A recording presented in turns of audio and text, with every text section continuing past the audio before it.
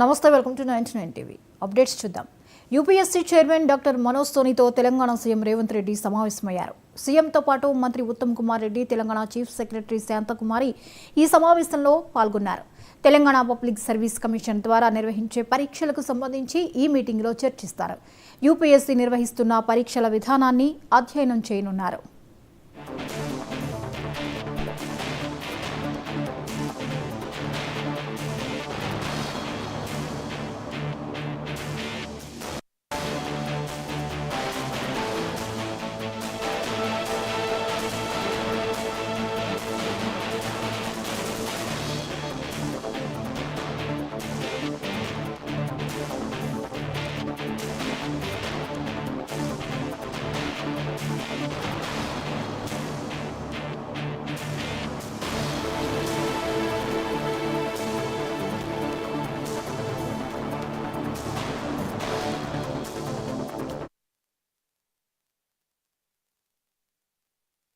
రేవంత్ రెడ్డి సమావేశమయ్యారు.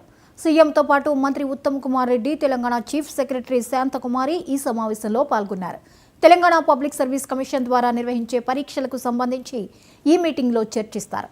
యూపీఎస్సీ నిర్వహిస్తున్న పరీక్షల విధానాన్ని అధ్యయనం చేయనున్నారు.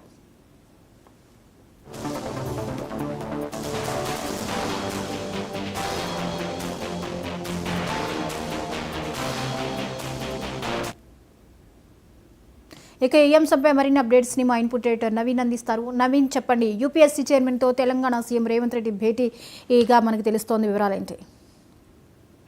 ఇప్పటికే తెలంగాణ ముఖ్యమంత్రి రేవంత్ రెడ్డి 2 రోజుల పాటు ఢిల్లీలో పర్యటిస్తున్నటువంటి పరిస్థితి నెలకొంది. నిన్న ముగ్గురు కేంద్ర మంత్రులు కలిశారు. రాష్ట్రం సంబంధించినటువంటి అంశాలపై కూడా చర్చించడం జరిగింది. అయితే ఈ రోజు యూపీఎస్సీ చైర్మన్ కూడా రేవంత్ రెడ్డితో పాటు తెలంగాణకు చెందినటువంటి ముగ్గురు మంత్రులు కూడా కలవడం జరిగింది. ఇటు టీఎస్పీఎస్సీ ప్రశ్నల దిశగా ఈ రోజు ఈ యొక్క సమావేశం కూడా జరిగినట్టు కూడా తెలుస్తుంది. కాబట్టి ముఖ్యంగా రాష్ట్రంలో ఉన్నటువంటి అంశాలు ఏదైతే టీఎస్పీఎస్సీ ప్రశ్నలకు సంబంధించినటువంటి అంశాలతో పాటు పరీక్ష నిర్వహణ వంటి అంశాలపై ఆయనతో చర్చించినట్టు కూడా తెలుస్తుంది. పరీక్షల నిర్వహణ, ప్రశ్న పత్రాల తయారీ, దాంతో పాటు అభ్యర్థుల ఎంపిక తదితర అంశాలపై కూడా యూపీఎస్సీ చైర్మన్ తో కూడా చర్చించడం కూడా తెలుసు. ఎందుకంటే గతంలో చూస్తాం, గత ప్రభుత్వం ఉన్నటువంటి సమయంలో మాత్రం టీఎస్పీఎస్సీలో కొంత గందరగోళమైనటువంటి పరిస్థితులు నెలకొన్నాయి. లీక్ అయినటువంటి సిచ్యువేషన్ ఉన్నటువంటి నేపథ్యంలో ఇప్పుడు పకడ్బందీగా ముందుకు వెళ్ళాలని చెప్పేసి కూడా రేవంత్ రెడ్డి ఈ యొక్క నిర్ణయం కూడా తీసుకోవడం జరిగింది. అయితే ఎప్పుడైతే కాంగ్రెస్ ప్రభుత్వం అధికారంలో వచ్చిన తర్వాత టీఎస్పీఎస్సీ చైర్మన్ తో పాటు సభ్యులందరూ రాజీనామా కూడా చేయడం జరిగింది. గవర్నర్ దీనిని ఇంకా ఆమోదించాల్సినటువంటి పరిస్థితి ఉంది. కాబట్టి ఈ ప్రశ్న పత్రాల లీకేజ్ బాధ్యులు ఎవరనేది ఇంకా తెలియదు. అయితే కేరళలో పర్యటించినటువంటి తెలంగాణ ఐఏఎస్ బృందం అక్కడి సర్వీస్ కమిషన్ పై కూడా అధ్యయనం చేసినటువంటి సిచ్యువేషన్ నెలకొంది. కాబట్టి ఇవన్నీ అంశాలపై కూడా ముఖ్యమంత్రి రేవంత్ రెడ్డి యూపీఎస్సీ చైర్మన్ తోటి భేటీ అయ్యి ఇవన్నీ అంశాలపై కూడా చర్చించారు. ఎందుకంటే ఎక్కడ కూడా ఎటువంటి ఇబ్బంది తెలకుండా, ఎందుకంటే చాలా మంది విద్యార్థులు ఇప్పటికే ఇబ్బందులు పడ్డారు. ఎందుకంటే గత ప్రభుత్వంలో ఏదైతే టీఎస్పీఎస్సీ లీక్ సంబంధించిన అంశాలు. కాబట్టి ఇప్పుడు పకడ్బందీగా దీన్ని ముందుకు తీసుకెళ్లాలని చెప్పేసి కూడా రాష్ట్ర ప్రభుత్వం నిర్ణయం కూడా తీసుకోవడం జరిగింది. ఇవన్నీ అంశాలపై కూడా చర్చించడం జరిగింది. అయితే నవీన్, ఈ యూపీఎస్సీ విధానాన్ని టీఎస్పీఎస్సీలో అమలు చేయాలి అనేటటువంటి ఈ యోచన వల్ల ఎటువంటి ఫలితాలు ఉండే అవకాశం ఉంది? దాని ప్రయోజనాలు ఎలా ఉండొచ్చు?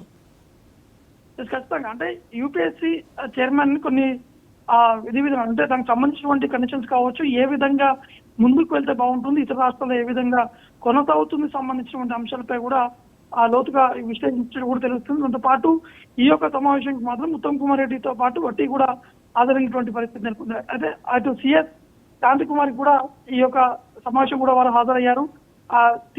యూపీఎస్సీ చైర్మన్ అనేక అంశాలపై కూడా వీరికి వివరించి చెప్పినట్టు కూడా తెలుస్తుంది. ఎందుకంటే గత ప్రభుత్వం ఉన్నటువంటి సమయంలో ఈ లీకేజ్ సంబంధించినటువంటి అంశమే రాష్ట్ర వ్యాప్తంగా చర్చనీయాంశంగా మారింది. చాలా మంది విద్యార్థులు కూడా తీవ్ర స్థాయిలో ఇబ్బందులు పడినటువంటి పరిస్థితులు నెలకొన్నాయి. కాబట్టి ఇటువంటి అంశాలు, ఎందుకంటే టీఎస్పీఎస్సీ చైర్మన్ ఇప్పటికే వారు చైర్మన్ తో పాటు సభ్యులందరూ కూడా రాజీనామా చేయడం జరిగింది. ఒకవేళ గవర్నర్ ఆమోదిస్తే ఏ విధంగా ముందుకు వెళ్ళాలి, ఎవరిని నియమించాలనే అంశాలపై కూడా చర్చించడం కూడా తెలుస్తుంది. కాబట్టి ఇప్పుడు ఒకవేళ పకడ్బందీగా వెళ్తే మాత్రం ఎక్కడ కూడా ఎటువంటి లీకేజ్ అంశాలు కావచ్చు, దాన్ని పూర్తి స్థాయిలో ఐఏఎస్ స్టడీ చేసిన తర్వాతనే ఇన్ని ప్రక్షాళనకు సంబంధించిన అంశాలపై కూడా ఫోకస్ పెట్టేటువంటి అవకాశాలు ఉన్నాయి. Right, thank you Naveen.